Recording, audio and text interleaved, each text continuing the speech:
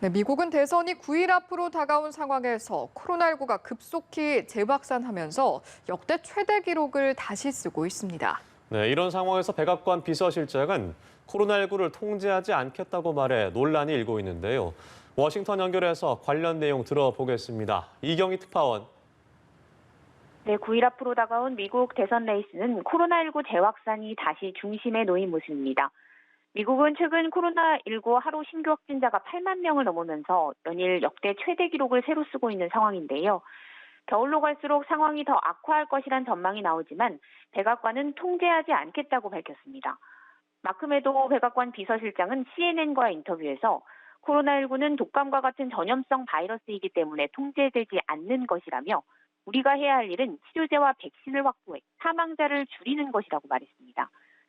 앞서 재확산이 시작된 유럽에서 다시 봉쇄 등의 강력한 조치를 취하고 있지만 미국은 상황이 더 악화돼도 이 같은 조치보다는 백신과 치료제 개발에 더 속도를 내겠다는 의미로 풀이되는데요.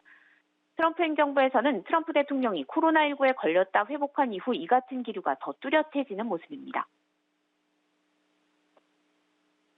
They gave me Regeneron, and I wake up the next morning and I felt like Superman. I ripped my shirt off. I want to go back.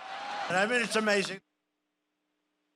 당장 조 바이든 민주당 대선 후보는 성명을 내고 코로나19에 패배했다는 백기를 흔든 것이라고 비판했습니다.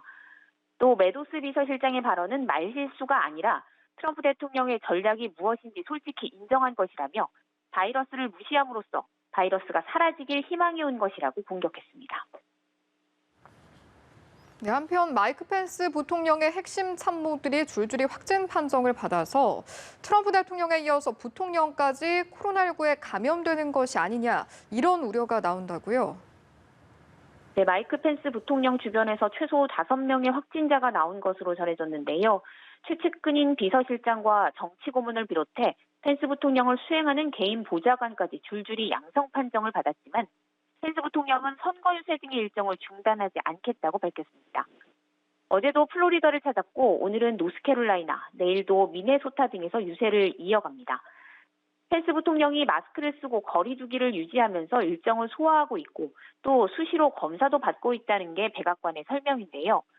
이 질병통제예방센터의 접촉자 격리 지침을 위반한 것 아니냐는 지적에는 펜스 부통령은 국가 운영의 필수 인력이라면서 부통령이든 누구든 필수 인력은 업무를 수행할 수 있다고 백악관 비서실장은 밝혔습니다.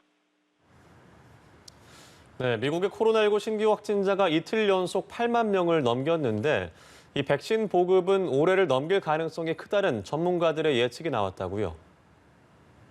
그렇습니다. 금요일 이후 이틀 연속 8만 명을 넘기는 상황이 미국에서 계속되고 있는데요. 백악관은 통제보단 백신 개발에 주력하겠다는 방침을 밝혔지만 올해 안에는 힘들 것이라는 전망이 나왔습니다. 앤서니 파우치 미 국립 알레르기 감염병 연구소장은 백신이 안전하고 효과적인지 여부를 이달 말이나 12월 초까지 알게 될 것이라고 말했는데요. 그렇기 때문에 연내에 백신 물량이 충분히 공급되긴 어려울 것이라고 덧붙였습니다.